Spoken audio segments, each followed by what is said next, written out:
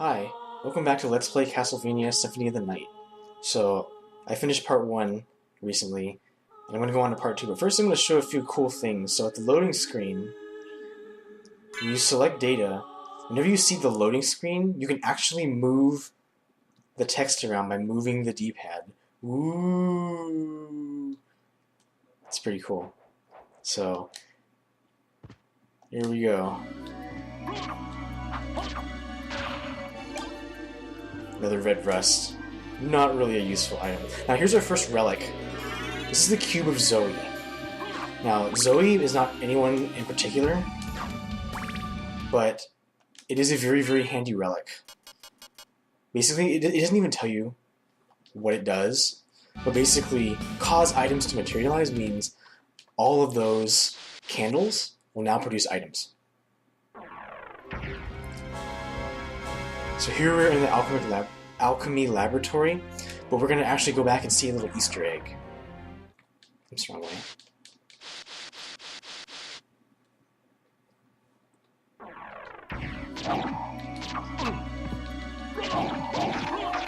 So I got the Basilard, which actually decreases my attack.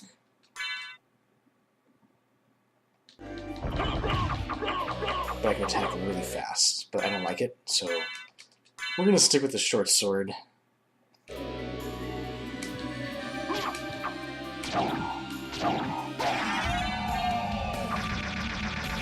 So we're going to go back, and we're going to see a preview of the boss that we're going to fight.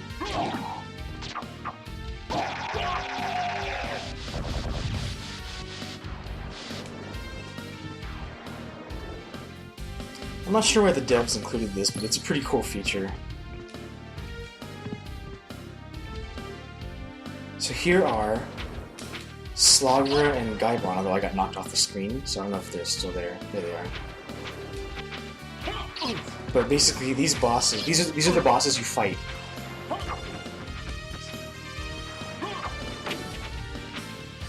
And I won't fight them now because it's kind of a waste of time, but if you hit them enough times, they'll fly away.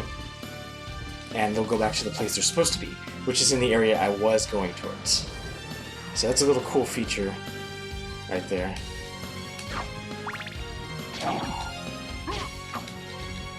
By the way, this music is absolutely amazing. This game has probably some of the best music in Castlevania, period. So as you can see, I'm taking a lot of damage. Alucard doesn't have a lot of life to begin with, and he lost all of his equipment, including his armor. So this means he basically takes full damage from everything right now. So let's continue on our merry way.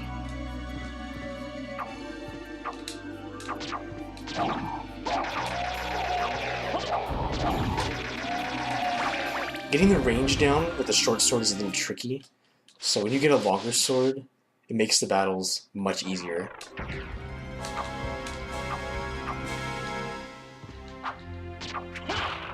The skeletons are pretty annoying in this game. They throw 3 bones instead of throwing just 1, like in most Metroidvanias. So these spikes can be lowered pretty easily. So I got a hide cuirass. This is armor.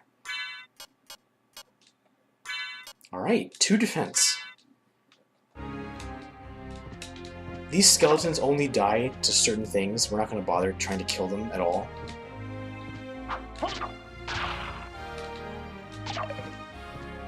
There we go. A leather shield. So now I can guard against some attacks. So I got a shield, which is pretty cool, but it's not all that useful, unfortunately.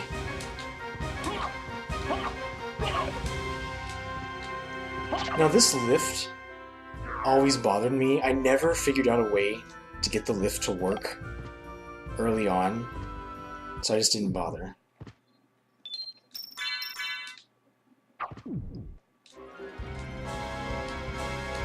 So when enemies walk over it, it raises it.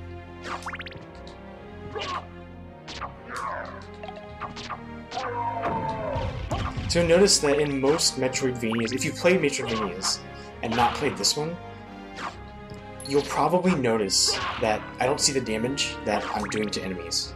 And that's intentional. We'll actually get an item later that will let us show damage done to enemies. Now I got my first sub-weapon, which is the knife. So the knife, I press up and attack, and I can throw a knife. And I can rapidly chuck these things. So it's going to be pretty handy in the upcoming fight. So here's the map, by the way. I can press select, and I can see the entire map of the castle at any time, which is pretty handy. These are annoying, so I'm going to kill it. There we go. One thing that's cool about this game is that when Alucard levels up, he gets stats. The stats he gets are actually random. In that, when he gets stats, he can get anything between 1 to 4 in any stat. So you can actually keep resetting when you're about to level up to try to get the perfect level ups. So Alucard can become very, very strong, or he can be pretty weak, but the chance of him being either or is not very high, honestly. So there's an upcoming boss fight here, so I'll save just in case things go wrong.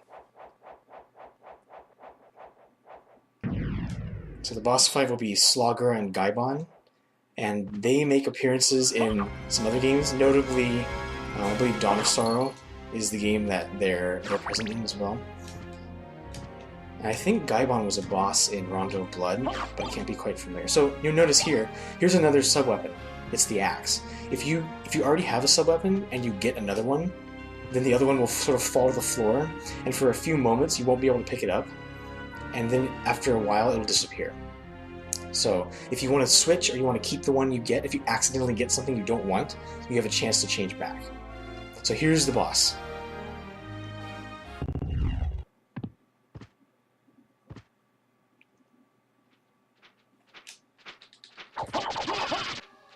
So he's going to try to drop him on me.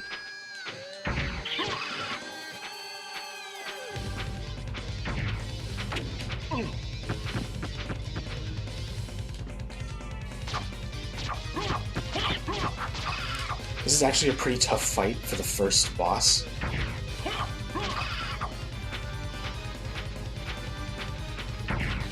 Especially since Alucard has almost no equipment.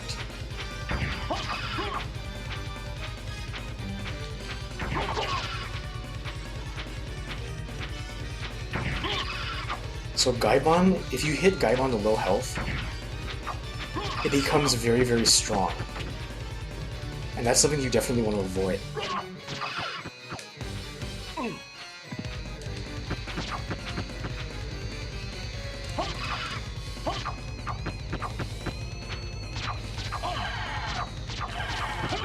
It starts shooting lots of fire. And the fire hurts. So there, I killed Slogger. And there's Gaibon. That was the first fight of Symphony of the Night, boss fight right there. Typically after every boss fight you get a life up, which not only maxes out your life, but also increases it permanently. Very handy.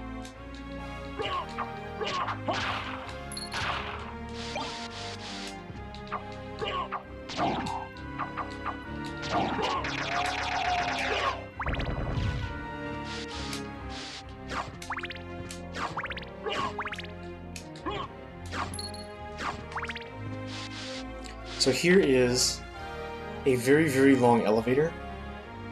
We're going to go ahead and ride it.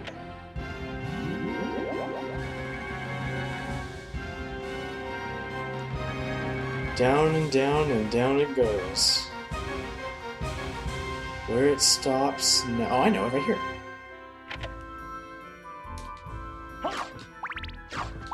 So I got sunglasses. So these give me a little bit less intelligence, but higher defense. Early on, I really want defense, so I definitely want that. Now you notice there's actually a number for MP. I have 42 MP. As soon as I hit 50, I'll be able to show off a really cool move that you technically shouldn't be able to use until you buy a magic scroll for it. It's called Soul Steal, and it's probably one of the most broken things in this game. It's also one of the hardest things to do in any game ever. Basically, you have to do like a fighting game kind of input. So I'll open this area. Basilar, I already have one. I do.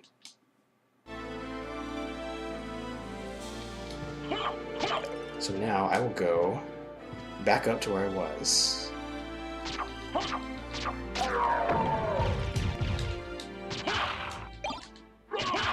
Making good use of the double attack right there.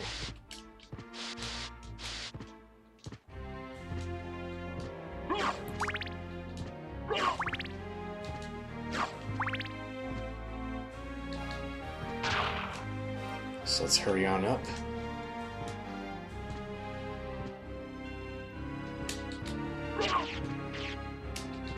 I'll kill this thing, it's annoying. It can poison you with those droplets, which is not cool. You're probably wondering why I don't push this box over and jump up. It's because I can't reach it. Not yet.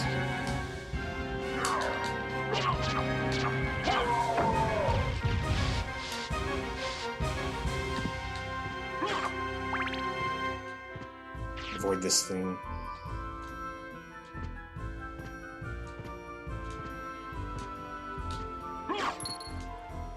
So we're gonna keep going, we're gonna go past that room.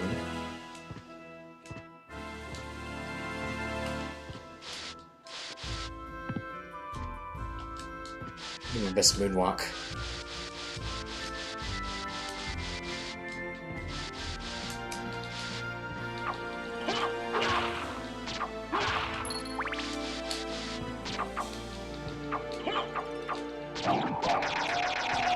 We'll continue up. Actually, is this a safe point? It's not. This is the way I went.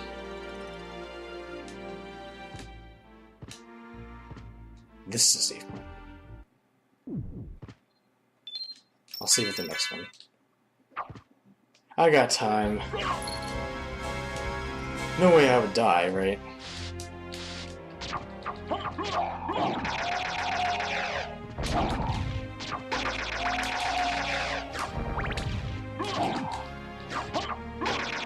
That's a pretty lucky dodge right there.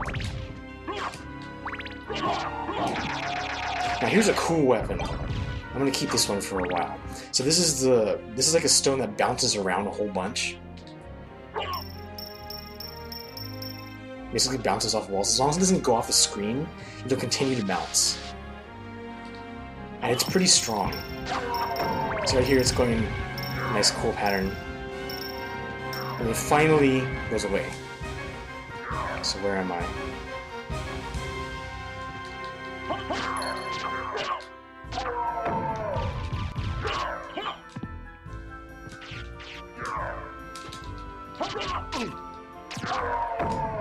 So one thing that can be good or bad about this game is that you do not have a lot of time for invulnerability after you get hit. You do not. You have almost no time. You get hit, you can get stun locked quite easily, and it's pretty bad. Honestly, you can be stun locked into death sometimes, which makes this game harder, which is good in most ways. So here we are in the Marble Gallery. I found the holy water. Now, one thing to note is that Richter, in the prologue, he is able to use the item crush, which is what let him use the holy water for Hydro Storm.